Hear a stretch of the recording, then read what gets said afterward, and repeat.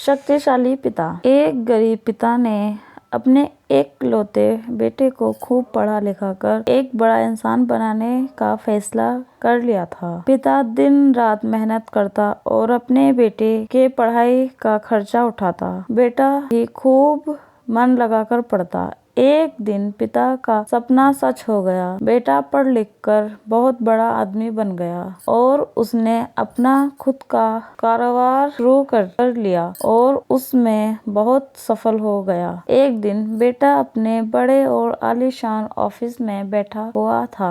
तभी उसके पिता उसका ऑफिस देखने आए। बेटा अपने ऑफिस की शानदार कुर्सी पर बैठा हुआ था। पिता को देख बेटा खुश हो गया और अपनी कुर्सी से खड़ा हो गया।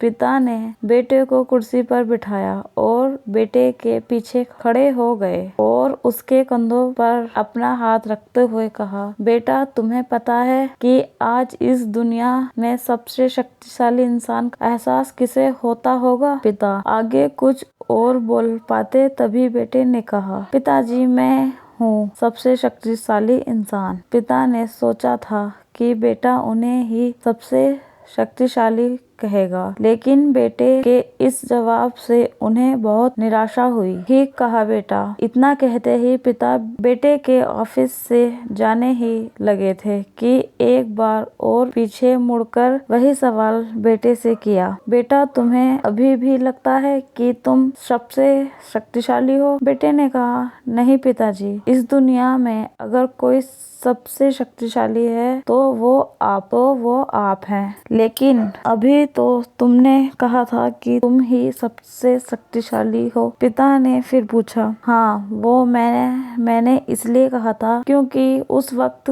दुनिया के सबसे शक्तिशाली इंसान के हाथ मेरे कंधों पर थे, इसलिए उस वक्त मैं खुद को सबसे शक्तिशाली महसूस कर रहा था। बेटे ने जवाब दिया। ये सुन पिता की आंखों में आंसू आ गए और उन्होंने अपने बेटे को गले से लगा लिया। कहानी की शिक्षा। माता पिता हमारे जीवन का आधार हैं। यदि उनका आशीर्वाद है तो हम इस दुनिया के सबसे शक्तिशाली व्यक्ति हैं। अपने माता पिता के आशीर्वाद के बिना हम कुछ भी नहीं। इसलिए हमेशा अपने माता पिता की आज्ञा का पालन करें और उनके दिए सुझाव को गंभीरता से लें।